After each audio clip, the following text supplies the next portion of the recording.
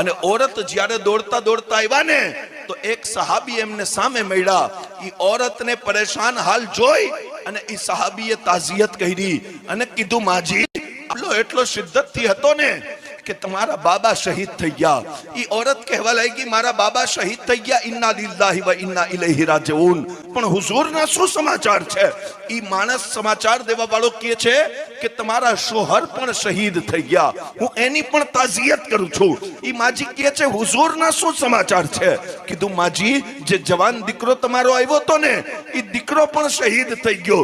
ઈ માજી કહે છે મારા વાલિદ જાતા હોય તો જાય, શોહર જાતા હોય તો જાય, દીકરો જાતો હોય તો જાય, પણ તું મને મારા આકાના સમાચાર સંભળાવી દે, મારા પેગમ્બરની વાત કરી દે. તો આવડા મોટા મેદાનની અંદર કઈ ખબર નથી પડતી કે શું થયું છે. અલ્લાહુ અકબર. પણ જે વાત દુશ્મને ફેલાવી હતી ને એ તો બિલકુલ ખોટી હતી.